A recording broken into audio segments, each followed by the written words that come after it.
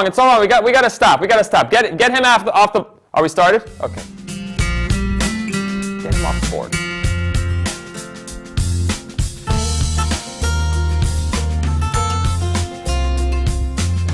Hello, hello.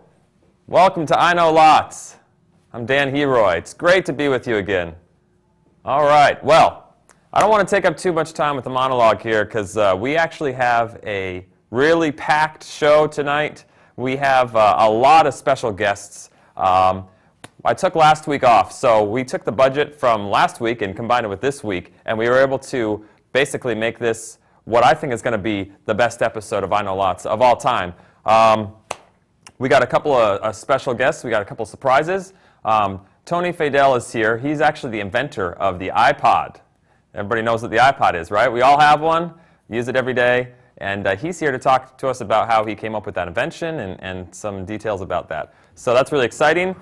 We also have Graham Staples, who is a world-renowned biblical archaeologist, who is going to maybe show us some pictures and some artifacts and just tell us some stories about some digs he's done and some sites he's seen and places he's been to and maybe some places he's planning on going to in the future. So that is really exciting. Two great guests, but I've saved the best here for last, I think. We have in our studio today, I can't believe that our producers got him. I haven't seen him yet, but I can't believe our producers were able to get this guy. Bob Dylan, everybody. Bob Dylan is here in the studio today to sing a song, and hopefully I'll have a chance to interview him. We're going to have to move through these guests pretty quickly, unfortunately, but we wanted to make sure that you guys had the best television show we could possibly bring you today. And we probably have some other surprises at the end, but first things first, I want to go through some news headlines from this past week. One thing from Australia is a woman gave birth to a half bat, half turtle baby. Am I reading that right? Do we have do we have a reliable source on that? That doesn't make sense to me. From a newspaper in a grocery store? Like one of those real fake-looking ones at the front of the aisles? It was legitimate? Okay, my apologies. I won't question my producers from now on. Anyways, that's an amazing story. What else is that? Oh, scientists discover a chemical that will cure every sickness in the whole planet. That's reliable as well? Yes. That is great news. That is awesome. Oh, you can obtain this chemical for $19.95. That's a great deal.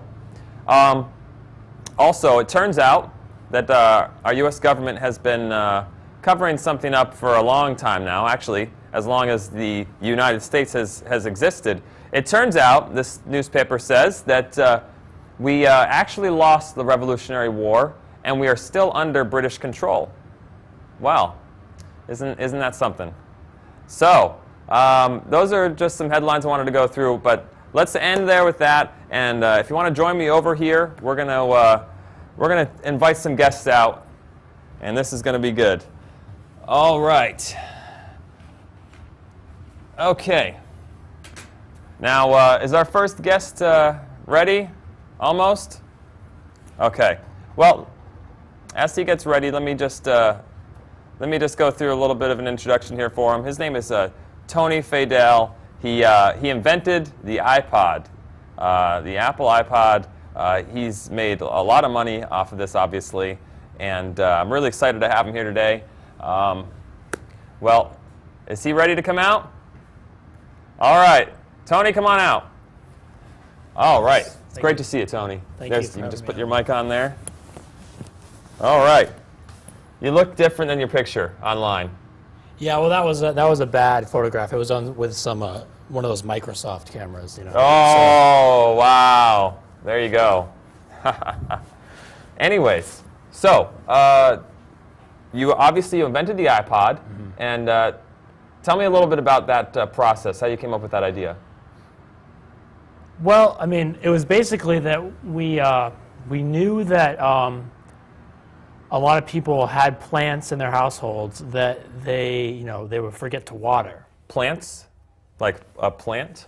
Well, this is a fake plant, but a real live plants that that people I know with myself, I would often forget to water my plants. So we thought it'd be great to develop an automatic watering system for these plants. Really? So that's how the process started, was with plants. Yes, and that's how it ended. We're talking about, well, I know you've probably invented many things, but we're talking about the iPod, the okay, MP3s. I was thinking about MP3s. That was when I worked for a different company. Yes. I was confusing the name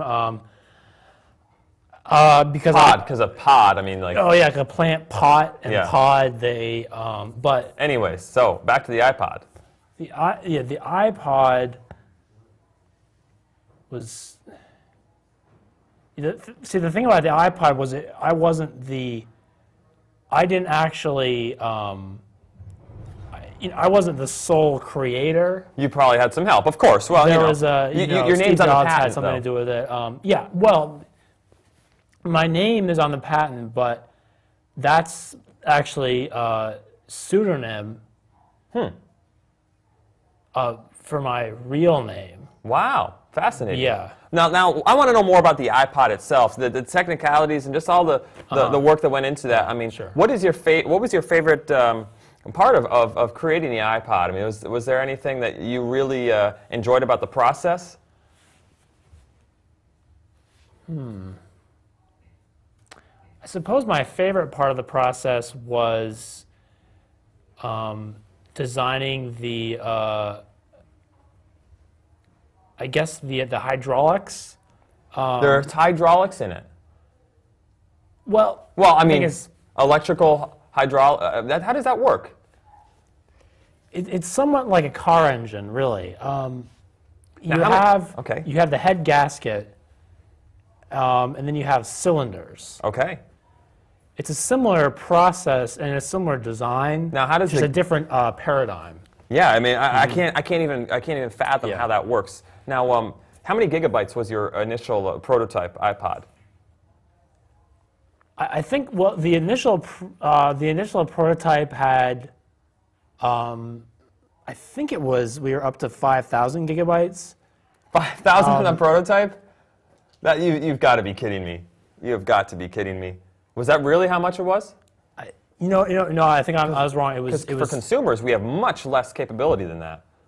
Well, the consumer models, obviously, I mean, the prototypes are they're always far advanced. Yeah. I mean, I think I was wrong with that first number. I think it was actually 10,000 gigabytes the initial iPod, and it was also it was able to be submerged completely in water. Wow. So that's a cool feature. I mean, I know a lot of my friends that have gotten water in theirs or dumped it in the pool by accident, whatever, and it's totally ruined. But well, and that's the whole purpose of it of an underwater camera is that it doesn't get. Now, the original iPod was an underwater camera as well? This is fascinating. I had no idea. I had no idea. Well, I mean, you're not an engineer, so it's. I mean, you just. I know a little bit about engineering. I mean, yeah. I wouldn't say I'm not an engineer, but well, I'm not quite at the level you are. But I mean, I would consider myself somewhat of an engineer, but I've never heard of any of these concepts. Well, we considered a lot of options. That's all I can really say. I mean. Okay, well, I actually have an iPod here. Why don't you show us a little bit about the iPod and maybe tell us some more things we don't know? This is one of the first ones that we designed. I remember this one. Wait a second. You have your memory here. Redial channel. That's my phone. That's my telephone. We have one of these at my house. Yeah. Okay. No, that's just a regular old telephone. Does this work? Can I call my wife on this? Yeah, but actually, why don't I take that? Okay. Is this the iPod? That's the plant thing. Have you ever actually seen it? I think if you take out this is a perfect telescope, and that's with the camera design. This is actually Did you get this from This is from our laboratory. Who got? We had this designed. He's not Tony Fidel, is he? Have you ever actually seen an iPod? Do you know what an iPod is? Is that an iPod? This is an iPod. You don't know what an iPod is, do you? It's because. What's your real name? The thing your is, name isn't. You aren't Tony Fadell. Your picture isn't the same. I knew something was wrong when you didn't look the same. Okay, listen. This is. I mean, you know, when you're engineering, you have there's a distance. You're not an engineer. You don't know anything.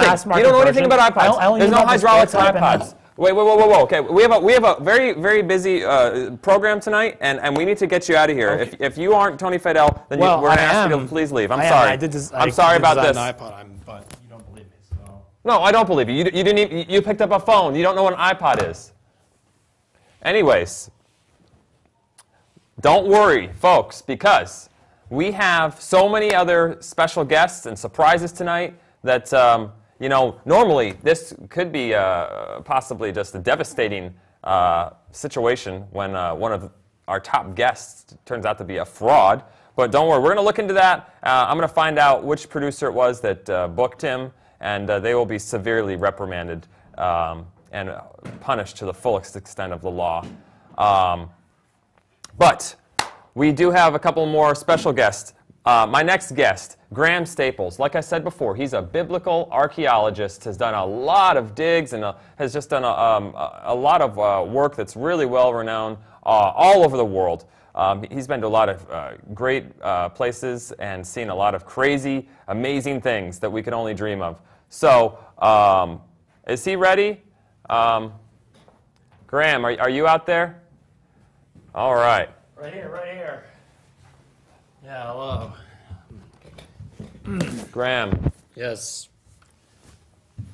Okay, Graham Staples, everybody. So, I'll let you get your microphone on there. It's great to have you on the program.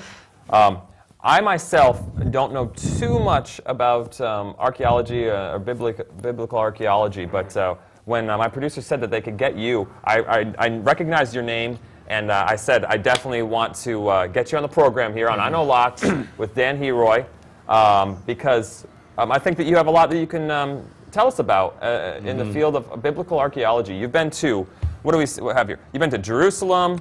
Yes. You've been, you know, all over Israel. You've done work at Hezekiah's tunnel under Jerusalem, some underground tunnels, and you've been to where the wall of Jericho was. You've seen where Nehemiah's wall was, built around the perimeter of Jerusalem. A lot of interesting things. Can you tell us about some of these places you've been to and some of these things you've seen? Well, probably the most amazing and fascinating discovery that I made in my research was we were actually able to. Most people thought that Jesus was a beggar, but in fact we found he did actually have some savings and some money. We were able to track his accounts, his bank statements, all the way around. Since he got a savings account when he was 20, and then he started an IRA when he was 28. Unfortunately, he didn't last. You know, how did you find this out? I'm sorry to interrupt. This is amazing. Well, it's just a matter of digging. You just keep digging. That's my motto. Just keep digging. You just keep digging, and you find things you will not believe. Yeah, just believe me. Keep going. This is great. Well, you know, we found he did have they were using a denarii then, so he had about a savings account with about 200 denarii, which would, it's about $2,000 today. So he was not really that bad off. The Gospels portray him as more of a beggar, kind of borrowing money, or not borrowing money, but getting food from people. But he could have had a family life if he wasn't called to the ministry. So wow, well that's interesting. What else did you discover in Jerusalem? It shows here that you have searched for the Ark of the Covenant at certain times in your career. Yes, I mean we found the Ark of the Covenant several times. That's a huge discovery. Every archaeologist's dream is to find the Ark of the Covenant. Well, you found it several times. Well, where is it? Well, the problem was we lost it. You lost it. There was some complications involving permits we needed to get across the border. Government, the politics that go into that things stuff. Things of this nature. And also, one of my assistants was not was somewhat dull-witted and managed to ship it to I think somewhere in Africa at some point. You had it shipped somewhere? Some tribe found it. We had to go into the jungle, and we had to kill everyone in the tribe and to retrieve it. It was damaged. We had to have some repair work done on it. It was an ordeal, let me tell you. I'm shocked. You know. That I didn't read anything about that in the press release that I got about you online when I was looking up stuff that you've done. None of this stuff is online. None of this stuff is in the book, the biography about you that just came out 2 years ago. Well, the popular media doesn't like to. They wouldn't want to hear about a story about the Ark of the Covenant being damaged and shipped and everybody killed. No. I can understand why you wouldn't want that known, Absolutely really. not. But now, obviously, since you've been on my program, everybody's going to know about this. I don't think you understand how big an audience that you're talking to right here. I mean, I don't know the numbers exactly, but millions, I'm assuming, or a billion people possibly are watching this program right now. I mean, that's why I'm coming out now, just to explain to people that Jesus did have some money in his bank account, and we have found the Ark of the Covenant. It's currently lost because we lost it for a third time. Because of your dull-witted friend, yeah. Mainly, I don't like to say this, but I got drunk one night and I did lose it in a card game. But that is no way. This is things. You bet on it in like a poker game? I think it was. I think it was poker. I can't remember. I blacked out. This is fascinating. The life of an archaeologist is way different than I thought it would be, and way different than I've read about, and actually way different than everybody that is an archaeologist explains it to be. This is really fascinating stuff. I'm having a hard time really grasping all this stuff. I mean, this is nothing like what I was told you were like. Nothing like what I've told you've experienced and stuff like that. Yeah. I hate to say this, I would never do this, but our last guest, he reminds me of you a little bit, but he turned out to be an imposter. So like I'm a little bit jaded right now. No, I saw. You saw that obviously. The back room, the waiting room. So I'm a little bit jaded right now, just because like. Oh, what is? Oh my God! This is what I'm saying. Circa 80 15. Roman vase. No, I think this is from Walmart. Oh. This is. I think they made them after. Now, wait a second. Stop. Everybody, stop. Everybody in this room, stop. You stop.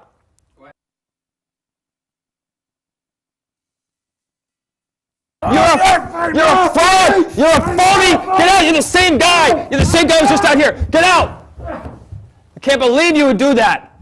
I can't believe I fell for that! All right. Anyways, okay. Oh, we got to pick up the pieces here. We got to pick up the pieces of this show. All right, I apologize. That was the same guy. Can security get him out of the building? Because we have a very special guest coming up next. This is the biggest guest we've ever had here, and I don't want this show to be compromised any more than it's already been. But since we're running short on time, because I apologize, that was not the invention of the iPod. That was a fraud. The same guy came out, just dressed differently, and that was not Graham Staples. The things he was saying were ridiculous. They were just absurd, and he was exposed for who he was. But we have a very special guest. And I'm sorry that I'm kind of a little bit tense right now. We have a very special guest. He's a world-renowned musician. He's just an American icon. A legend, and I'm very, very honored to have him on the show. Is Bob Dylan here? Is Bob Dylan in the studio? I haven't seen him. Yeah, I'm Bob Dylan.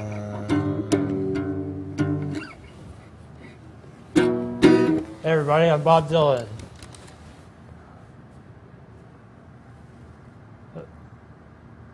I am. It's.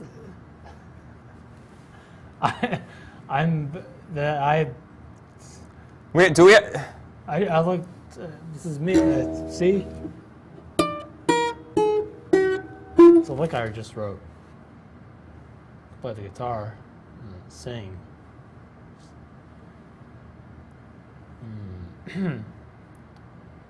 Did we get Bob Dylan or not? Is Bob Dylan here? I thought I asked security to take him out of here. I'm here. Yeah. You're Bob Dylan.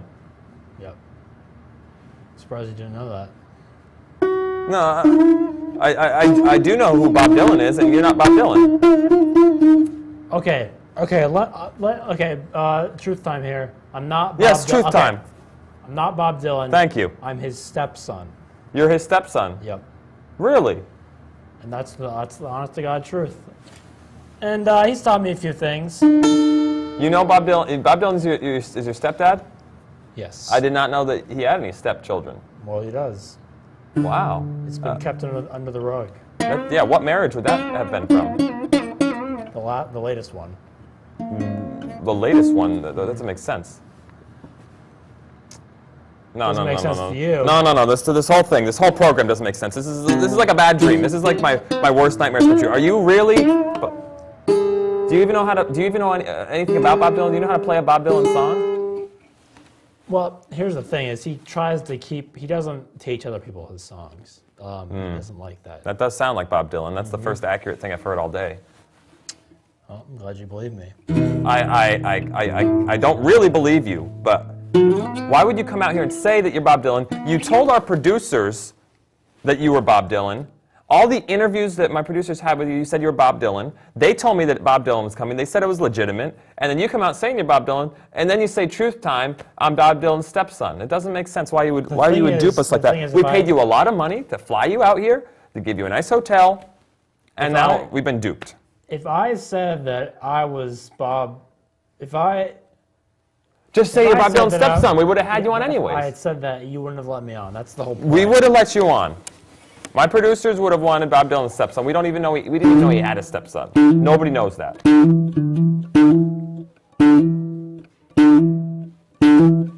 you know how to play guitar even? Well, this isn't even a real guitar. Let me see that. This is a children's guitar. This is not a grown-up guitar. I've seen my stepdad play it, but I mean I just took this from this was in my closet, and I just wanted people to understand me. I'm sorry. I shouldn't have even. It's just a waste of time.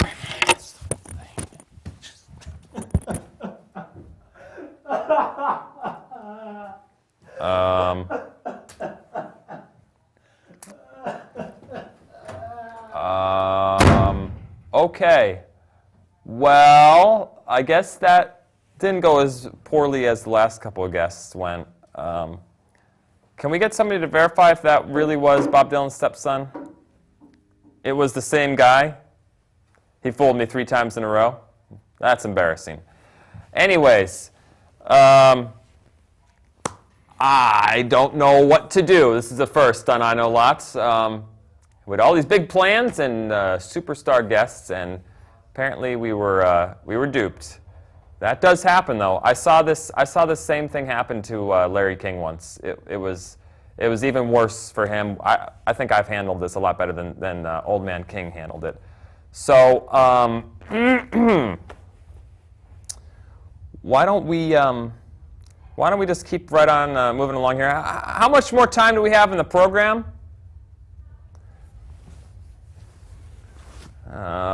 Does anybody know out there? Probably about 5 minutes.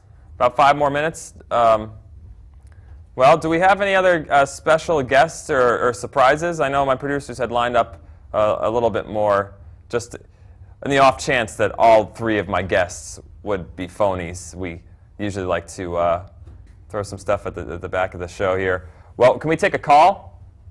Who do we have? We do have a special guest on the, calling in. Wow, okay.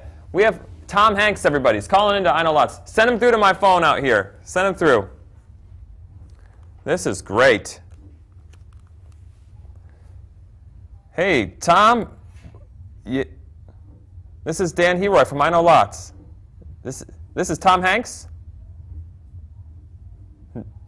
You don't sound like Tom Hanks. I mean, I apologize, Mr. Hanks. I'm just a little suspicious. You don't know what I've just been through on my show tonight. Voices are different. Yeah, when you can't see the character on the screen. I don't know. I mean, I've heard you in some voiceover roles like Toy Story, and so I can recognize what your voice is supposed to sound like. This.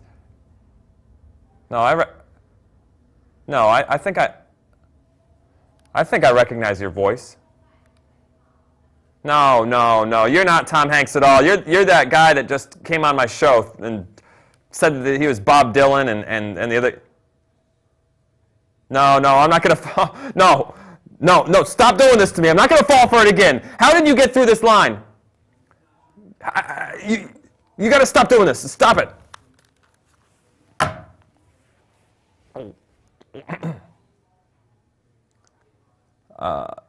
That wasn't Tom Hanks, actually. That was somebody else. Apparently, he fooled my producers again. Well, I'm just about ready to give up. But what's that? We have Albert Einstein. Okay, fine. Send in Albert Einstein. I don't know who it's going to be. If it's that same guy again, then I'm really going to flip out probably. But send in Albert Einstein. I'm Albert Einstein. You're Albert Einstein. Okay. Now you're not Albert Einstein. I'm going to say that right up front. I've been fooled 4 times on this very program. You're not Albert Einstein. I am. My birthday is, I can prove it because my birthday is March 14th, 1879. I was born. Well, yes, that is Albert Einstein's birthday, but that doesn't mean that you're Albert Einstein. How can you prove I'm not? Because he died, what, 50 years ago? I don't know. He died a long time ago. Long time, yeah. No, you're not Albert Einstein. Tom Hanks didn't just call. Bob Dylan wasn't on the program. The other 2 guests were all the same people. Now, you're not that same person, but you're not Albert Einstein. Nobel Prize for Yes. Physics. Yes, you did. In 1905. Yes. Do you know what I won the Nobel Prize for Physics? No. It was not about the theory of relativity. No? No. Okay, what was it about? No. Well, it was a long time ago. Long time ago, yeah, and you're not alive anymore. Yeah. That was, I think it was the time-space continuum. No, I can't remember. No, but it wasn't relativity. I won it for something else. It's been like 100 years. Give me a break here. Huh? Do you know anything about the iPod? I've heard about them. Yeah. No, you wouldn't have heard about them because they were invented many, many decades after you've been deceased. Let's see. I don't know. Play.